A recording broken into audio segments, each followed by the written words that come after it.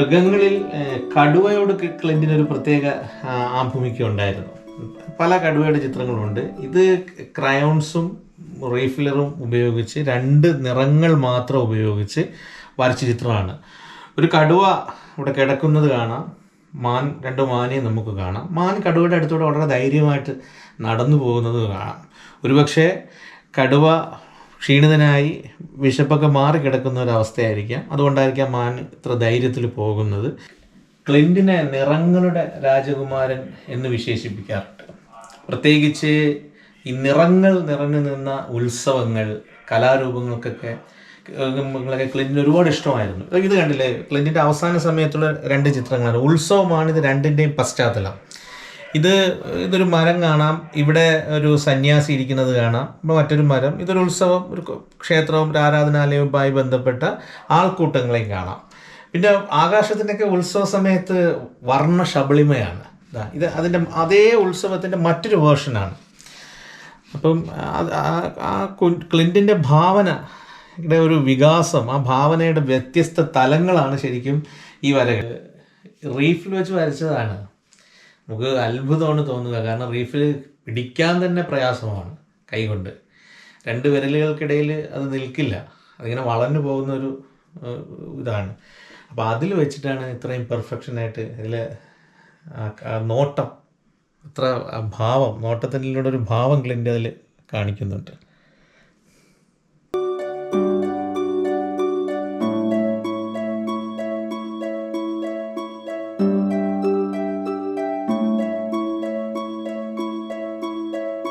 വിഖ്യാതനായ Spanish ചിത്രകാരനായിരുന്ന Pablo Picasso അദ്ദേഹത്തിൻ്റെ ജീവിതത്തിൽ സ്വതന്ത്രമായി അദ്ദേഹം വരച്ചത് 13,000-ലധികം ചിത്രങ്ങളാണ്. അദ്ദേഹം പിന്നെ പല പുസ്തകങ്ങൾക്കും ധാരാളം ചിത്രങ്ങൾ അല്ലാതെ വരച്ചു കൊടുത്തിട്ടുണ്ട്. പക്ഷേ സ്വതന്ത്രമായിട്ട് അദ്ദേഹം ജീവിതം 80-ലധികം വയസ്സ് ജീവിച്ചിരുന്ന പിക്കാസോ വരച്ചത് 13,000-ലധികം ചിത്രങ്ങളാണ്. എന്നാൽ തൻ്റെ ജീവിതം ഈ ഭൂമിയിൽ പിറന്നു വീണ് 2522 ദിനങ്ങളിൽ 25,000-നും 30,000-നും ഇടയിൽ ചിത്രങ്ങൾ വരച്ച് ഈ ഭൂമിയിൽ വന്ന ഒരു മാലാഖയെപ്പോലെ വന്ന് ജീവചൈതന്യം പ്രസരിച്ചു പോയ ഒരു കുഞ്ഞുണ്ട്. സെബാസ്റ്റ്യൻ പള്ളിത്തോടിൻ്റെ ഭാഷയിൽ നിറങ്ങളുടെ രാജകുമാരൻ. തൻ്റെ സഹപ്രവർത്തക അല്ലെങ്കിൽ തൻ്റെ കൂട്ടുകാരിയുടെ ഭാഷയിൽ a brief hours of beauty, Edmund Thomas Clint. ക്ലിൻറ്റിൻ്റെ വീടാണിത്. ഈ വീടിനൊരു പ്രത്യേകതയുണ്ട്. ഈ വീട്ടിൽ നിറഞ്ഞു നിൽക്കുന്നത് 2 വ്യക്തിത്വങ്ങളാണ്.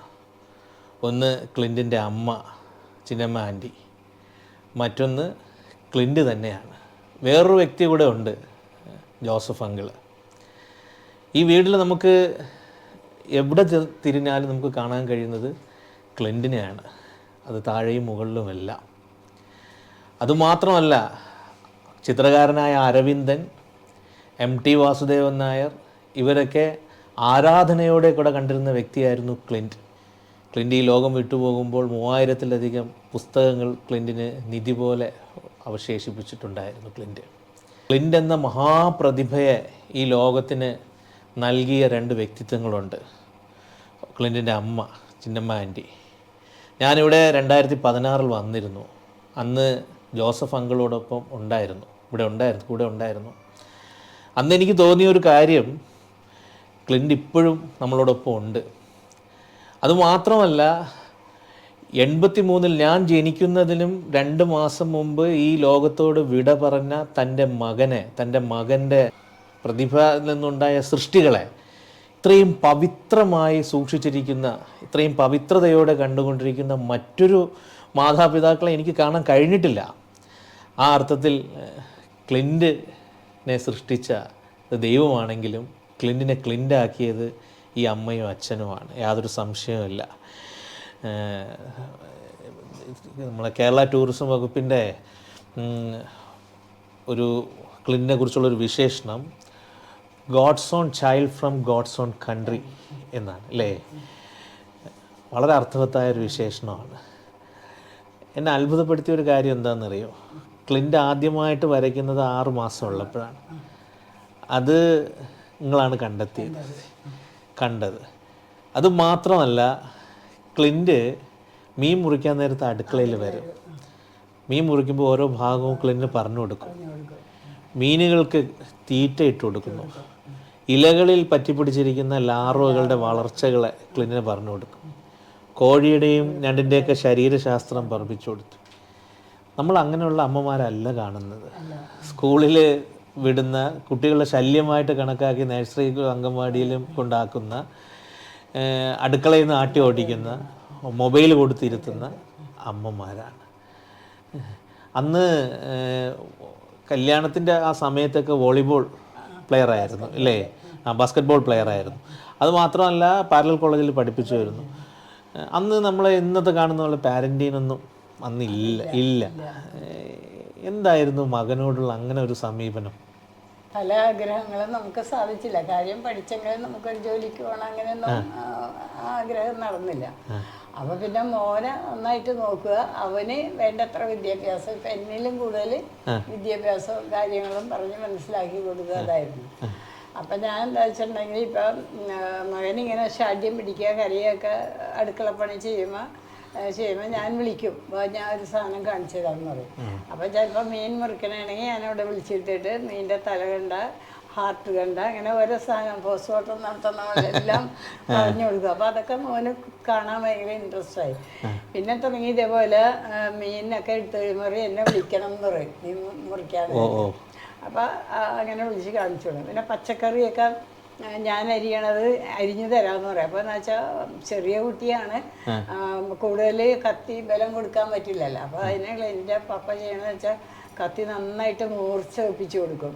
അപ്പോൾ അങ്ങനെ തൊട്ട് കഴിഞ്ഞാൽ മുറിയും. അപ്പോൾ കൈ മുറിയുക എന്നുള്ള പേടി. അപ്പോൾ എൻ്റെ അടുത്ത് പറഞ്ഞാൽ പേടിക്കണ്ട, ഒരു പ്രാവശ്യവും മുറിയുള്ളൂ, പിന്നെ അത് കഴിയുമ്പോൾ പിന്നെ അവൻ ശ്രദ്ധിച്ചോളും പറഞ്ഞു. അപ്പോൾ പിന്നെ ഞാൻ പറയും ഇങ്ങനെ, കൈ ശ്രദ്ധിക്കണം, നല്ല മൂർച്ചയുണ്ടെന്ന് പറയും. അപ്പോൾ ഒരു ദിവസം ഇതുപോലെ എന്തോ മുറിച്ച് കഴിഞ്ഞപ്പോൾ കൈ മുറിഞ്ഞ് കഴിഞ്ഞപ്പോൾ ബ്ലഡ് വന്നു. അപ്പോൾ അടുക്കളയിൽ ഓടി വെച്ചാൽ മമ്മി ബ്ലഡ് വന്നില്ല കേട്ടാന്ന് പറഞ്ഞു. അപ്പം ചെറിയ മനസ്സിന് ഒളിക്കാൻ അറിയില്ലല്ലോ. മമ്മി ബ്ലഡ് വന്നില്ല കേട്ടാ, ബ്ലഡ് വന്നില്ല, കുഴപ്പമില്ല എന്ന് പറഞ്ഞു. അപ്പം ഞാൻ ചോദിച്ചു ബ്ലഡ് എവിടെ നിന്നാന്ന് ചോദിച്ചു. അല്ല, എൻ്റെ കൈ ഇത്തിരി മുറിഞ്ഞു. അപ്പം ഞാൻ കണ്ടെയ്നർ നോക്കിയപ്പോൾ മുറിഞ്ഞിട്ടുണ്ട്, ബ്ലഡ് ഒന്നുമില്ല, എന്നാലും ഞാൻ ഇത്തിരി ഇതൊക്കെ ഒട്ടിച്ചു കൊടുത്ത് പിന്നെ അങ്ങനെ ഇതാ. അപ്പം അവനും ക്ലിൻറ്റും അത് മനസ്സിലാക്കി, അതായത് ബ്ലഡ് വരുന്നത് ഒരു എനിക്ക് സങ്കടമാണ് മനസ്സിലായി. അപ്പം അതുപോലെ ഒരു ദിവസം സ്കൂളിൽ വെച്ചിട്ട് നഴ്സറിയിൽ വെച്ചപ്പോൾ പിള്ളേരിങ്ങനെ ബെഞ്ച് ഒരറ്റത്തുനിന്ന് മറ്റേ അറ്റത്തോട്ട് തള്ളി കളിക്കുമല്ലോ. അങ്ങനെ കളിച്ച കൂട്ടത്തിൽ ക്ലിൻറ്റ് ഇങ്ങനെ താഴെ വീണ് കഴിഞ്ഞു. അപ്പോൾ സിസ്റ്റർ വന്ന് വേഗം എടുത്തു. അപ്പോൾ ഇങ്ങനെ നെറ്റി ഇത്തിരി മുഴച്ച്. അപ്പോൾ ഒരു ഉച്ചയ്ക്ക് മുമ്പാണ് ഈ സംഭവം ഉണ്ടായത്. അപ്പോൾ ഞാൻ ഉച്ചക്ക് ഭക്ഷണം വീട്ടിൽ ചെന്ന് കഴിഞ്ഞപ്പോൾ പിള്ളേരെല്ലാം ഓടി വന്നിട്ട് എന്നോട് പറഞ്ഞു ഇങ്ങനെ ക്ലിൻറ്റ് വീണ് നെറ്റി മുഴച്ച് എന്നൊക്കെ പറയും. അപ്പം ഞാൻ വേഗം ഓടി ക്ലാസ്സിലേക്ക് ചെന്ന് കഴിഞ്ഞപ്പോൾ സിസ്റ്ററിനെ പേടിക്കണ്ട ചെന്നല്ലോ. അപ്പം മോൻ വേഗം വന്നിട്ടും പറഞ്ഞു മമ്മി അവന് വഴക്ക് പറയരുത് കേട്ടാ, എനിക്ക് വേദന എടുത്തിട്ടില്ല എന്ന് പറയും. അപ്പം ഞാൻ ചോദിച്ചെന്ന് വെച്ചാൽ അരുൺ എന്ന് പറഞ്ഞൊരു കുട്ടിയാണ് ഇത് ചെയ്തത്. അപ്പോൾ സിസ്റ്റർ അവനെ കുറേ വഴക്ക് പറഞ്ഞ് ദേഷ്യപ്പെട്ടു. അപ്പം ഇനി ഞാനും കൂടി അവനെ ദേഷ്യപ്പെട്ടത്. അപ്പോൾ വേഗം ഓടി വന്നിട്ട് മമ്മി അവനെ വഴക്ക് പറയണ്ട, എനിക്ക് വേദന എടുത്തില്ല മമ്മി കരയുകയും വേണ്ടെന്ന് പറഞ്ഞു. അപ്പം ഞാൻ ചെന്നപ്പോഴേ ഞാൻ കരഞ്ഞു പോയി. മമ്മീടെന്ന് പറയുമ്പോൾ മമ്മി കരയണ്ട എനിക്ക് വേദന എടുത്തില്ല. അപ്പം അങ്ങനെ പല കാര്യങ്ങളും മനസ്സിൽ ഉൾക്കൊണ്ട് തന്നെ നമ്മളോട് സംസാരിക്കുമായിരുന്നു. ഈ മീൻ മുറിക്കൽ മാത്രമല്ല, പിന്നെ എന്ത് ചെയ്യുമ്പോഴും ഞാൻ അതിൽ മോനെ പങ്കെടുപ്പിക്കും. അപ്പം ചപ്പാത്തിയൊക്കെ ഉണ്ടാക്കുകയാണെങ്കിൽ ഇതേപോലെ പൊടി കുഴക്കുമ്പോഴത്തേക്കും ഓടി വരും. അപ്പം ഞാൻ വേഗം കുറച്ച് പൊടി അങ്ങോട്ട് കൊടുത്തേക്കും. അപ്പം അത് വെച്ചിട്ട് മോൻ എന്തെങ്കിലുമൊക്കെ ഉണ്ടാക്കി. അപ്പം ഇങ്ങനെ നമ്മൾ കുറച്ച് കൊഴുക്കട്ട അങ്ങനെയൊക്കെ ഇങ്ങനെ ആവിയിൽ വേവിക്കുന്ന ഭക്ഷണങ്ങളുണ്ടല്ലോ, അപ്പം അതിൻ്റെ കൂട്ടത്തിൽ ക്ലിൻറ്റും ഉണ്ടാകും. അവനെനിക്ക് ഉണ്ടാക്കി തന്നെ അത് വല്ല എന്തെങ്കിലും പട്ടി പൂച്ചയൊക്കെ പോലെ എന്തെങ്കിലും ഇതായിരിക്കുള്ളൂ, രൂപങ്ങളായിരിക്കുള്ളൂ, മനുഷ്യരെങ്ങനെയൊക്കെ ഇരിക്കുള്ളൂ. അപ്പം എൻ്റെ അടുത്ത് പറയും മമ്മി ഇത് വേവിക്കാൻ പറയും. അപ്പം ഞാൻ പറയും ഇത് വെറുതെ നമുക്ക് കളയാമെന്ന് പറയും, നല്ലത് ഞാൻ ഉണ്ടാക്കിയാണ് വേണ്ട അത് വേവിക്കാൻ പറയും. അപ്പം അത് എന്ത് ചെയ്യും പറയും, എനിക്കത് മതി എന്ന് പറയും, അതേ കഴിക്കുള്ളൂ. അപ്പം അങ്ങനെ എല്ലാ കാര്യത്തിലും ഞാൻ ഉൾപ്പെടുത്തുമായിരുന്നു.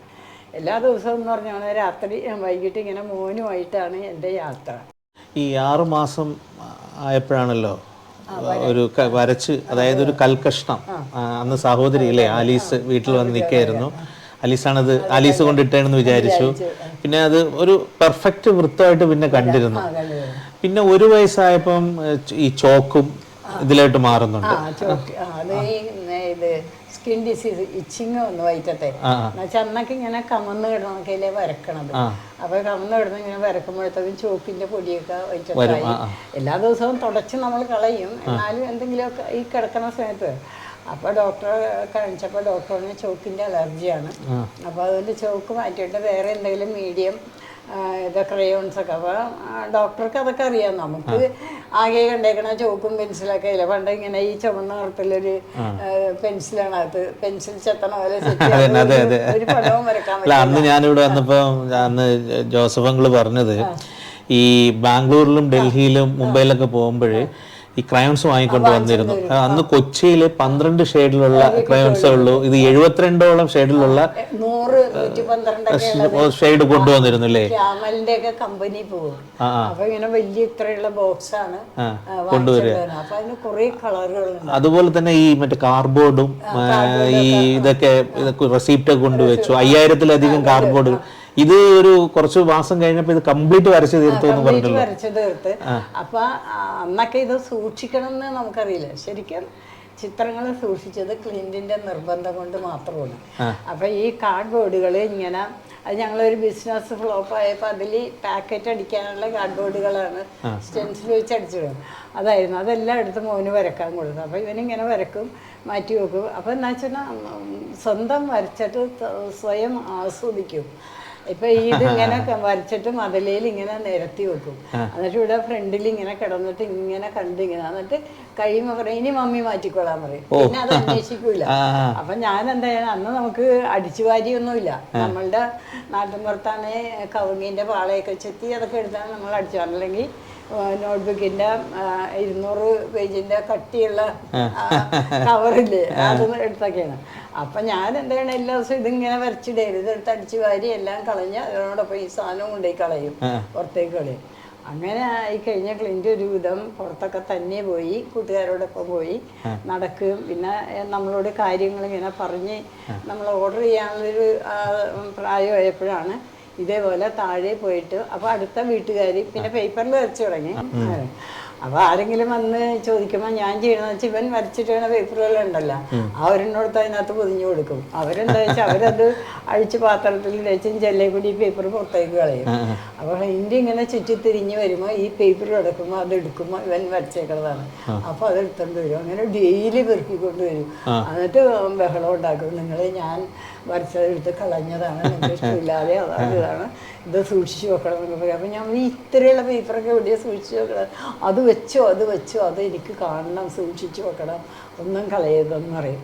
അങ്ങനെ നിർബന്ധം ആയപ്പോഴാണ് പിന്നെ ഇത് സൂക്ഷിച്ചു വെക്കാൻ ഇതിൻ്റെ പേപ്പറുകൾ ഒന്നിനും ഉപയോഗിക്കില്ല. അങ്ങനെ ഇത് 40 വർഷമായി ക്ലിന്റ് മരിച്ചിട്ട്. ഈ 40 വർഷമൊക്കെ ഇത് സൂക്ഷിക്കേണ്ടി വരുമെന്നൊന്നും അന്ന് 40 ദിവസം പോയിട്ട് 4 കൊല്ലം പോലും നമ്മൾ വിചാരിച്ചിട്ടില്ല. അങ്ങനെയായിരുന്നു. അപ്പോൾ ഒരു ദിവസം ഇതുപോലെ എന്തെങ്കിലുമൊക്കെ എന്നോട് ഇങ്ങനെ വർത്തമാനങ്ങളൊക്കെ പറയും. ഇടയ്ക്ക് വരച്ചിരിക്കണോടത്തുനിന്ന് വന്ന് ഞാൻ ഫ്രഷായിട്ട് ഇപ്പം മുറി അടിക്കുകയോ തുണി വിരിക്കുകയൊക്കെ ചെയ്യണേനെ അവിടെ ഒന്നും വർത്താനം. അപ്പോൾ ഒരു ദിവസം വന്നിട്ട് എൻ്റെ അടുത്ത് പറഞ്ഞു, മമ്മി ഞാൻ മരിച്ചു പോയാലും എൻ്റെ ചിത്രങ്ങൾ സൂക്ഷിച്ചു വെക്കണം കേട്ടോ മമ്മി, ആർക്കും കൊടുക്കുകയും ചെയ്ത് നശിപ്പിക്കുകയും ചെയ്ത് കേട്ടാന്ന് പറയും. അപ്പം ഞാൻ പറഞ്ഞു, നീ എന്തേ പറയണേന്ന് ചോദിച്ചു. നീ മരിച്ചു പോയിക്കാൻ, നിന്നേലും മുമ്പ് ഞങ്ങൾ മരിച്ചു പോകില്ലേ, പിന്നെ ഞങ്ങളെങ്ങനെ ഇത് സൂക്ഷിക്കണം, നീ അന്നേരം കല്യാണമൊക്കെ കഴിച്ച് മക്കളുണ്ടാകും, അപ്പൊ അവരെയാണ് ഇത് പറഞ്ഞ് ഏൽപ്പിക്കണം. അപ്പൊ എൻ്റെ അടുത്ത് വെച്ച് അങ്ങനെയാണോന്ന് ചോദിച്ചു. അതുകൊണ്ട് അങ്ങനെയാണ്.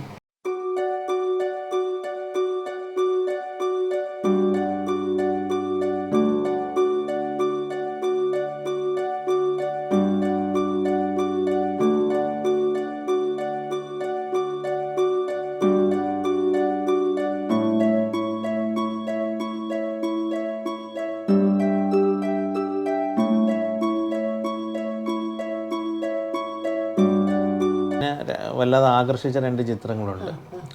ഒന്ന് കാറിൻ്റെ ഒരു ചിത്രമാണ്. ആ ഉവ്വ. അന്ന് അംബാസഡറും ഫിയറ്റുവേ ഉള്ളൂ. ഇല്ലേ ക്ലിൻ്റ് വരച്ച കാർ ഏത് കാറാണെന്ന് അക്കാലത്ത് ആർക്കും അറിയില്ല. അറിയില്ല. പക്ഷെ ഇപ്പം അത് നോക്കുമ്പോൾ മാരുതി റിറ്റ്സിൻ്റെയും മാരുതി സുസുക്കിയുടെയും മോഡലാണ്. പിന്നെ മറ്റൊന്ന് ഒരു തത്ത മുട്ടയിട്ടിരിക്കുന്നു, പാമ്പ് വന്ന്. അപ്പോൾ ഈ പാമ്പ് വരുമ്പോൾ ഉള്ള തത്തയുടെ മുഖഭാവം, ദയനീയതയും ഭയവും, ഈ ഭാവം, അത്തരം ചിത്രങ്ങളെ അന്ന് അത് വരച്ചുകൊണ്ട് കാണിച്ചപ്പോൾ എന്താ തോന്നിയിരുന്നത്? അതെന്താ വെച്ചാൽ അന്ന് പഞ്ചതന്ത്രം കഥകളിയിലുള്ളതാണ് ആ കഥകള്. അപ്പൊ അതൊക്കെ വായിച്ചു. അന്ന് ഈ കഥകൾ വായിച്ചിട്ട് അതിൽ നിന്നാണ് ഈ വരക്കണം, അല്ലാണ്ട് അതൊക്കെ കണ്ട് വരക്കണം. ധാരാളം ഈ പഞ്ചതന്ത്രം, ജാതക കഥകള്, രാമായണം, മഹാഭാരതം കഥകള് എല്ലാം വായിച്ചു കൊടുക്കും.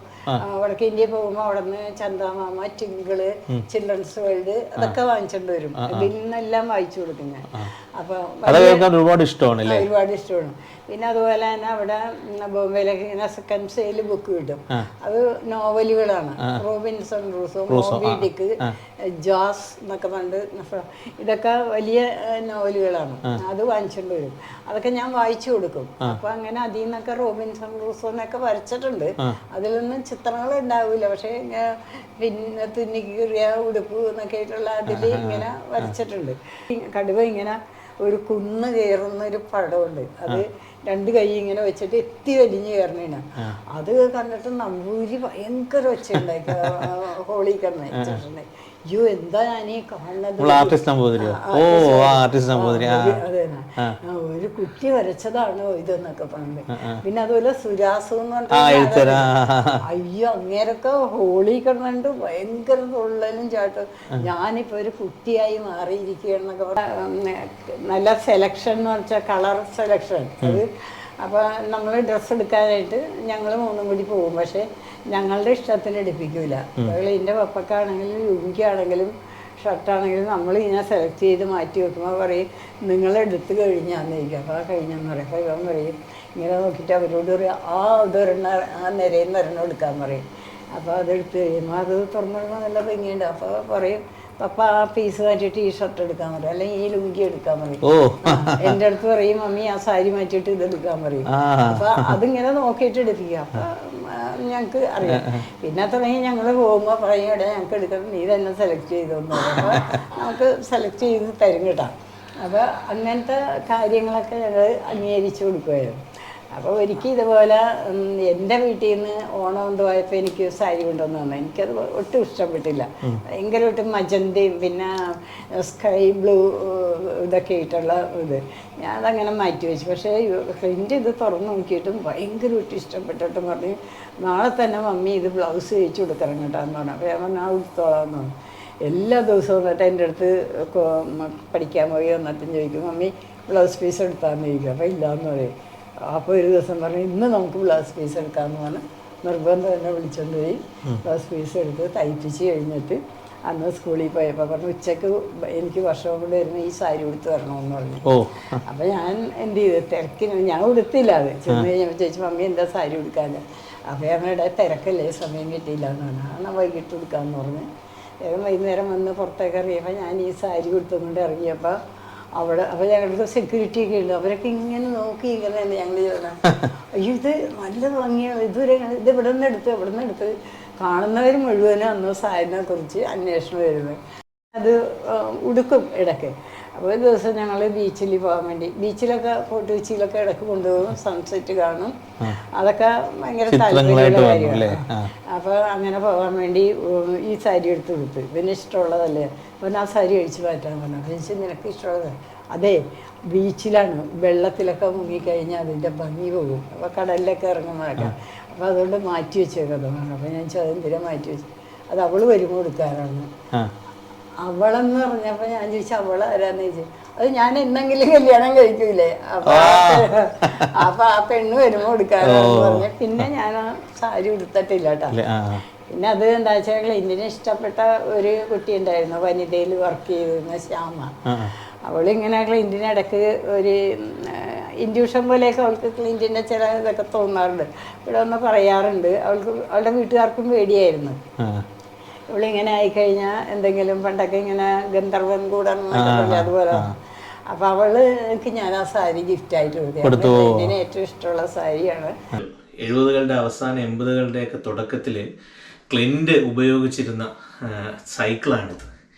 ഇന്നും ഇതൊരു വളരെ ശുദ്ധിയോടുകൂടി ഇവിടെ സൂക്ഷിച്ചിട്ടുണ്ട്. കഥകളി മിക്കവാറും ആഴ്ച 2 ദിവസം പോയി കാണും. കഥകളി കാണും. പക്ഷെ തെയ്യം ആദ്യമായിട്ട് ഒറ്റ കാഴ്ച അത് വരച്ചുകയും ചെയ്തു അല്ലേ, മുച്ചിലോട്ട് ഭഗവതിയുടെ. ഒരു മാസം കഴിഞ്ഞിട്ടാണ് അത് വരച്ചത്. ഒരു മാസം കഴിഞ്ഞാൽ വരച്ചേ. ഓ, കോഴിക്കോടേക്കുള്ള യാത്രയിൽ ബസ്സിൽ നിന്ന് കണ്ടു കഴിഞ്ഞിട്ട് തിരിച്ചു വന്നിട്ടും പറഞ്ഞ് എനിക്ക് തെയ്യം വരക്കണം എന്ന് പറഞ്ഞു. അപ്പൊ ഞങ്ങൾ പറഞ്ഞ് വരച്ചു. അപ്പൊ തെയ്യം എന്താണെന്നൊന്നും നമുക്ക് അറിയില്ലല്ലോ.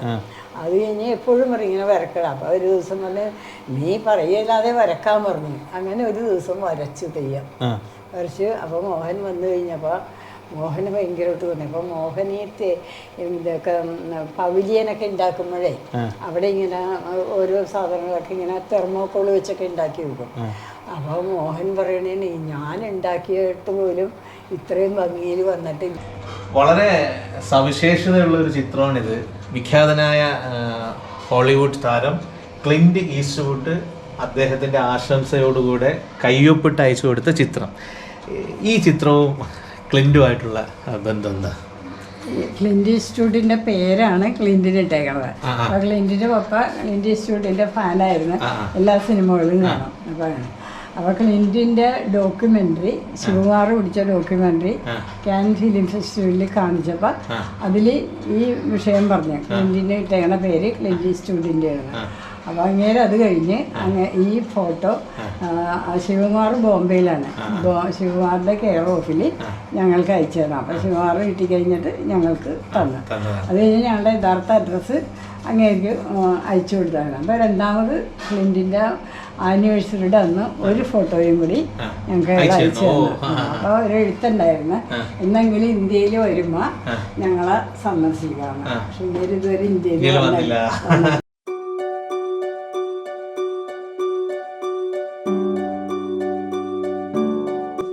ക്ലിൻ്റിന് 1 വയസ്സായി തുടങ്ങിയപ്പം ആണ് ഈ ക്രയോണിലോട്ട് ക്ലിൻ്റ് മാറുന്നത്.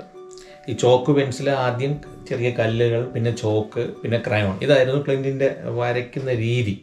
ക്രയോണിൽ ആദ്യകാലത്ത് വരച്ച ഒരു ചിത്രമാണിത്. അവസാനം കേട്ടതും ബൈബിളിൽ നിന്നുള്ള ഒരു ഭാഗമായിരുന്നില്ലേ? അതെന്താണെന്ന് വെച്ചിട്ടുണ്ടെങ്കിൽ ബാലരമയൊക്കെ കിട്ടിയ അറ്റം വരെയും വായിച്ച് ഒറ്റ ഇരിപ്പിൽ വായിച്ച് തീർക്കും. അപ്പോൾ അന്ന് ലാസ്റ്റ് ഏപ്രിൽ മാസത്തിലെയല്ല, അതിലെ ബാലരമ വന്നു കഴിഞ്ഞപ്പോൾ എല്ലാം വായിച്ചു കൊടുത്തു. അപ്പോൾ അതിലവസാനം ഇങ്ങനെ ശവസംസ്കാരം എന്നിട്ടൊരു കഥയുണ്ടായിരുന്നു. അത് ഹിന്ദുക്കളുടെ ശവസംസ്കാരമാണ്.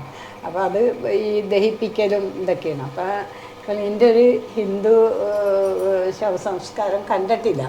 ഞങ്ങളുടെ കണ്ടിട്ടുണ്ട്. പക്ഷെ അതിൽ ക്ലിൻ്റിനും പേടിയൊന്നും ഉണ്ടായിട്ടില്ല. എന്ന് വെച്ചിട്ടുണ്ടെങ്കിൽ എൻ്റെ ഒരു വല്യപ്പൻ മരിച്ചപ്പോഴത്തേക്കും പെട്ടെന്ന് മരിച്ചാണ്. അപ്പോൾ ഞങ്ങൾക്ക് ഇതിനെയും കൊണ്ട് ആദ്യമായിട്ട് ഒരു മരിച്ച വീട്ടിൽ പോവുകയാണ്. പേടിയായെങ്കിലാന്ന് ചോദിച്ചാൽ അപ്പോൾ എൻ്റെ അടുത്ത് പറഞ്ഞ് ഞാൻ മോനെയും കൂടെ പുറത്ത് നിൽക്കുക, നീ പോയി കണ്ടിട്ട് വാ, എന്നിട്ട് അത് കഴിഞ്ഞിട്ട് ഞാൻ പോയി കാണാമെന്ന് പറയും. അപ്പോൾ ഞാൻ അങ്ങോട്ട് പോയപ്പോൾ പറഞ്ഞ് മമ്മി എന്താ അങ്ങോട്ട് പോകണം? അപ്പോൾ പറഞ്ഞു മമ്മി കണ്ടേച്ച് മറ്റേന്നാ എനിക്കും കാണണം എന്ന് പറഞ്ഞു. അപ്പോൾ പറഞ്ഞു മോൻ പേടിക്കുമെന്ന് ചോദിച്ചു, കണ്ടിലേക്ക് എന്നെ കിടന്നു. അപ്പോൾ പറഞ്ഞു ഇല്ല എനിക്ക് പേടിയൊന്നുമില്ല, എനിക്ക് ആ വല്യപ്പനെ അറിയാമല്ലോ, എനിക്ക് പേടിയില്ല എന്ന് പറഞ്ഞു. അപ്പോൾ പറഞ്ഞാൽ നീ കൊണ്ടുപോയിക്കോ, എന്തെങ്കിലും തോന്നുന്നതിനെ പെട്ടെന്ന് തിരിച്ചു വരാൻ പറഞ്ഞു. അപ്പോൾ ഞാൻ മോനെയും കൊണ്ട് ഇങ്ങനെ ചെന്നപ്പോൾ ഞങ്ങൾക്ക് അറിയാം 2 ദിവസം ആളുകൾ ഇരുന്ന് അടുക്ക് ചവിട്ടിയിൽ ഇങ്ങനെ കിടത്തിയേക്കണേന്ന്.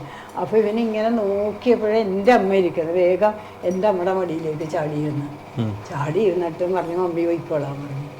എന്നിട്ട് അവിടെ ഇരുന്ന് ഇങ്ങനെ ആദ്യം മുതൽ എല്ലാം അപ്പം ഞാൻ ചോദിച്ചു നിനക്ക് പേടിയാവൂലേ? ഇല്ല പേടിയാവൂല, മമ്മി പോയിക്കോ മമ്മി നിന്നാൽ എന്നെ വിളിച്ചോളൂ, മമ്മി പോയിക്കോളാൻ പറഞ്ഞു. അവസാനം അച്ഛനൊക്കെ വന്ന് ശവമെടുത്ത് ആളുകളുടെ കരച്ചിലിൻ്റെ ഇടയിലുമൊക്കെ ഒരു പേടിയില്ലാതെ നിന്നേച്ചി.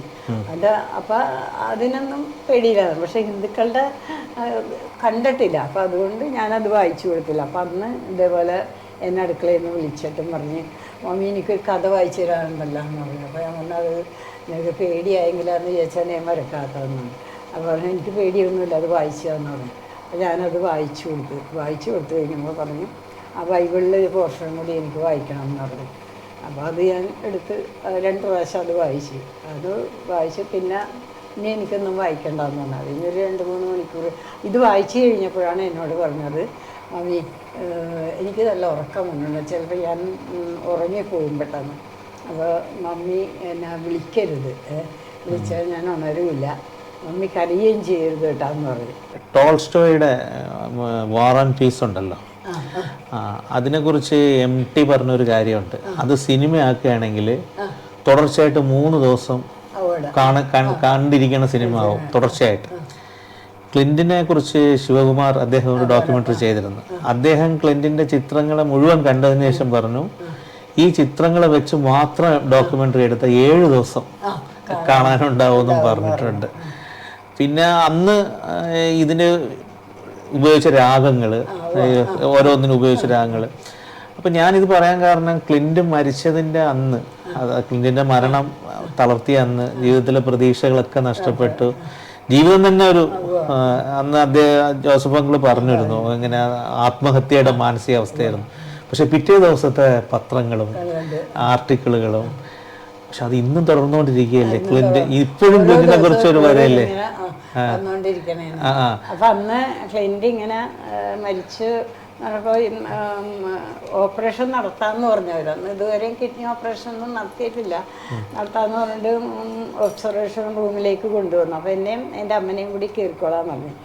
അങ്ങനെ കയറി നിന്ന് കഴിഞ്ഞ് ഡോക്ടർ ഇങ്ങനെ പോയിട്ട്, അപ്പോൾ നഴ്സുമാർ വന്ന് ഇതിനെ മുറിയിലേക്ക് കൊണ്ടുപോകാൻ വേണ്ടി വന്ന്, അപ്പോൾ അവർ വേഗം ഡോക്ടറെ വിളിച്ചു. അപ്പോൾ ഡോക്ടർ വന്നു കഴിഞ്ഞപ്പോൾ ഡോക്ടർ ഒന്ന് മരിച്ച് കിടക്കണമെന്നാണ്. അപ്പോൾ ഡോക്ടർ ഇങ്ങനെ എൻ്റെ മുഖത്തേക്ക് നോക്കിയപ്പോൾ എനിക്ക് പിടികിട്ടി. ഞാൻ വേഗം ഓടിച്ചെന്ന് ഡോക്ടറെ കെട്ടിപ്പിടിച്ചിട്ട് ഞാൻ പറഞ്ഞു, എന്തെങ്കിലും മരിക്കാനുള്ള ഇഞ്ചക്ഷൻ തന്നെ എന്നെ ഒന്ന് കൊന്നേക്കാൻ പറഞ്ഞു, എന്നുവെച്ചാൽ മോനില്ലാതെ എനിക്ക് ജീവിക്കണ്ട എന്ന് പറഞ്ഞു.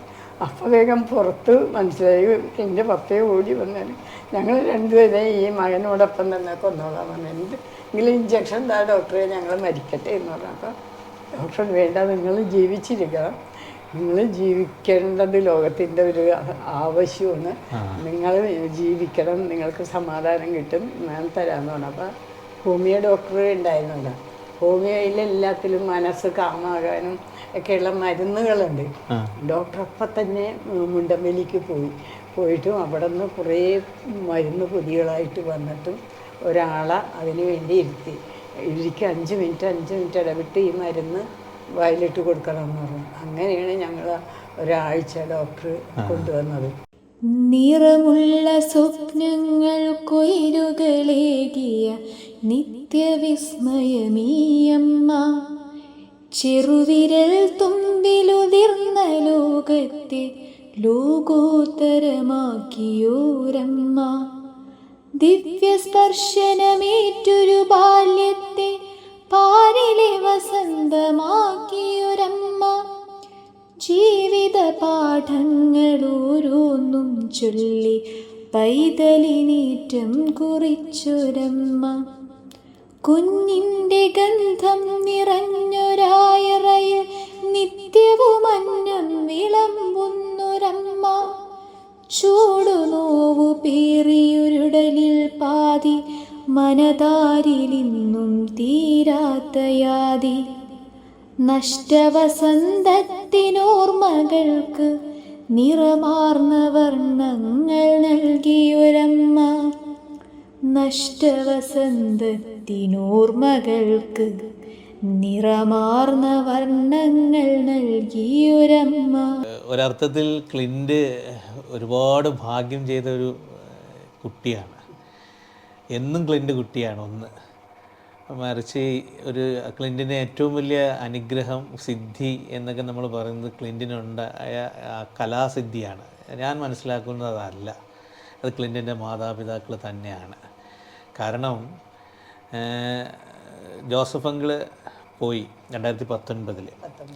അദ്ദേഹം അവസാനം എന്നോട് പറഞ്ഞത് ഒരു മ്യൂസിയം, എറണാകുളത്തൊരു വലിയൊരു മ്യൂസിയം, ഇനി ഞങ്ങൾക്ക് ഒരു വിഷമേ ഉള്ളൂ, ഞങ്ങൾ ഈ ലോകത്തുനിന്ന് പോകുമ്പോൾ ക്ലിൻറ്റിൻ്റെ ചിത്രങ്ങളുടെ ഭാവി എന്താവും, ഒരു മ്യൂസിയം ഉണ്ടാവണമെന്ന് ആഗ്രഹം ഉണ്ടായിരുന്നു. അപ്പോൾ അത് ഏകദേശം അതിൻ്റെ ഒരു തുടക്കമൊന്നും ആയിട്ടില്ലെങ്കിൽ പോലും ഇപ്പം എറണാകുളത്തൊരു ക്ലിൻറ്റ് പാർക്ക് വന്നിട്ടുണ്ട്.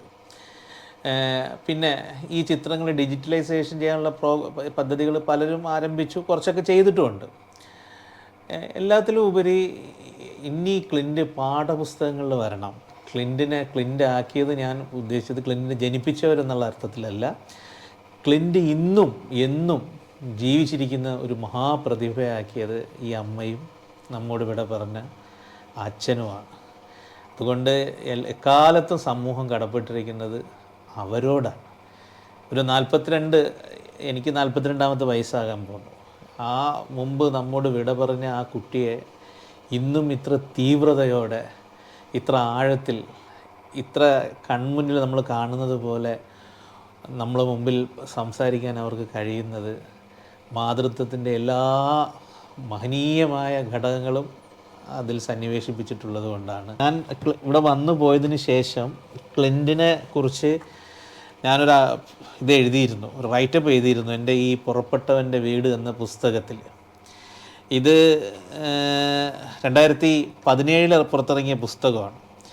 അപ്പോൾ ആ പുസ്തകം ഞാൻ അതിൻ്റെ ടൈറ്റിലും കൊടുത്തിരുന്നു, 92 ആണ്ടിലെ പിക്കാസോയുടെ 13,500 ചിത്രങ്ങളും. 92 വയസ്സ് വരെ ജീവിച്ചിരുന്ന പിക്കാസോ 13,500 ചിത്രങ്ങളാണ് വരച്ചത്. 7 വയസ്സിന് തൊട്ട് മുമ്പ് ലോകത്തോട് വിട പറഞ്ഞ ക്ലിൻറ്റ് 25,000-ലധികം ചിത്രങ്ങൾ വരച്ചു. ഇതാണ് ഞാൻ കൊടുത്ത ടൈറ്റിൽ. ഈ പുസ്തകം ഇന്ന് ഞാൻ നേരിട്ട് കൈമാറുകയാണ്. ഈ ആർട്ടിക്കിൾ ഞാൻ അയച്ചു കൊടുത്തിട്ടുണ്ട്. ഇതാ ജീവിതത്തിലൊരു വലിയ സന്തോഷത്തിൻ്റെ നിമിഷം.